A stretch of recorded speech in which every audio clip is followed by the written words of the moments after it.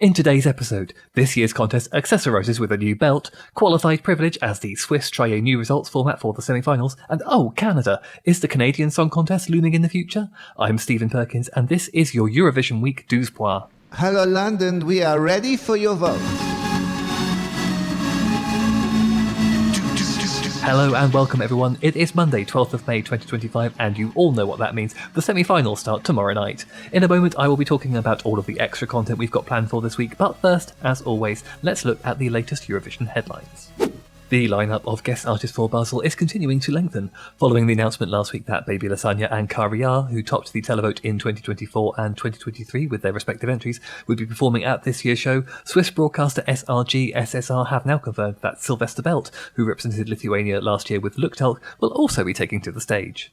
There's no word yet on exactly what his performance will involve or which of the three shows he'll be in, although semi-final 2 seems like a solid bet, but as one of the fan favourites from last year's contest, it's great to see Sylvester back in the world of Eurovision. In further news from this year's contest, there are rumours that the Swiss broadcaster is trialling a new way of revealing the countries who have qualified from the semi-finals. A documentary titled Der Weg zum ESC 2025 has apparently suggested that each reveal will feature 3 countries being highlighted at one time, with one of them being announced as the qualifier. To my mind, this sounds like a bad idea. It's replacing a system that works with one that is needlessly complicated, slightly confusing, and frankly rather cruel.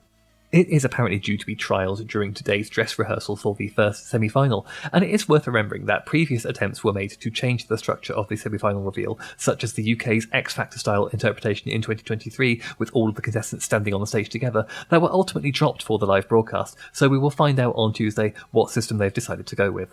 Also this week, Martin Green, who took up the role of the director overseeing the Eurovision Song Contest in October last year, has given an interview to media industry outlet Deadline about potential new franchises for Eurovision.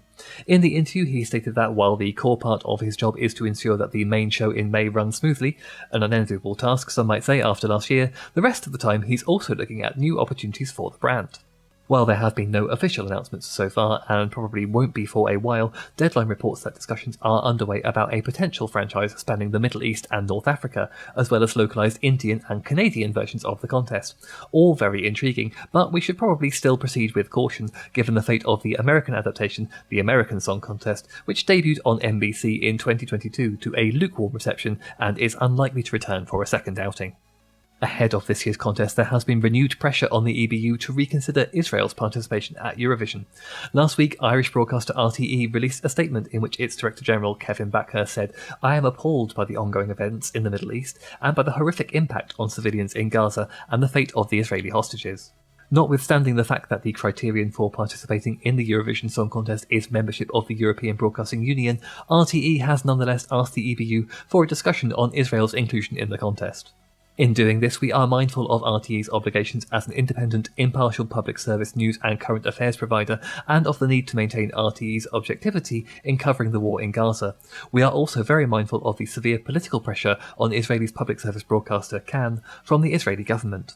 Following a meeting with the EBU, RTE's Director of Video Steve Carson stated that he and Kevin Backhurst had raised the broadcaster's concerns, and that the EBU was committed to a discussion with its member broadcasters on this subject in due course, though it's highly unlikely to reverse course on Israel's participation in 2025 at this very late stage.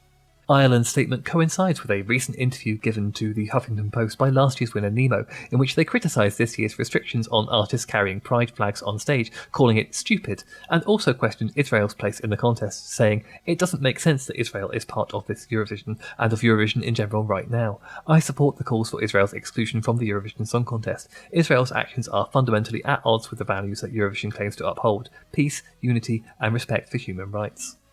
It would seem that pressure is mounting on the EBU and discussions are set to continue in the coming months. Finally, as we look beyond this year's contest in Basel, Albania have confirmed their participation for the Junior Eurovision Song Contest in 2025. As yet, the EBU have not confirmed the host nation, broadcaster or city for the contest, and there are currently 10 countries confirmed to be taking part, with Albania joining the previously confirmed Croatia, Georgia, Ireland, Italy, Netherlands, North Macedonia, Poland, Portugal and San Marino. Further details on this year's Junior Eurovision are expected once the main contest has taken place. Okay, it's going to be a comparatively short one for me today as there's lots of content coming up from us this week around the live shows, so I thought I would just do a quick rundown of what we've got planned. The contest will be getting underway tomorrow night at 8 PM UK time on BBC One.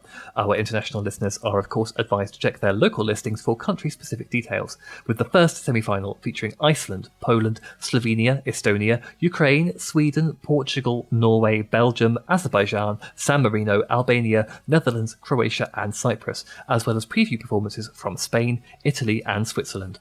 I will be watching live and then doing a special reaction recording afterwards with some friends of the pod, and that will be available on Wednesday morning.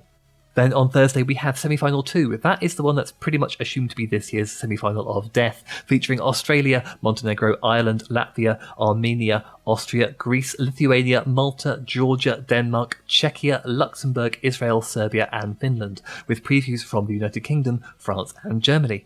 Again, we'll be recording a reaction pod in the aftermath of the show ready to release for Friday morning, in which we will be discussing Thursday's results and taking a look ahead to Saturday's grand final. Saturday's show is of course the main event and is scheduled to run until midnight in the UK, with the distinct possibility of going even later, so you will forgive us if we don't get online immediately after that. Instead, we will be recording our reaction pod on Sunday morning, ready for our usual Monday release. So that is how the week ahead is shaping up here on Douze Points, and I hope you'll be joining us for those on-the-spot responses to everything that's happening in Basel this year.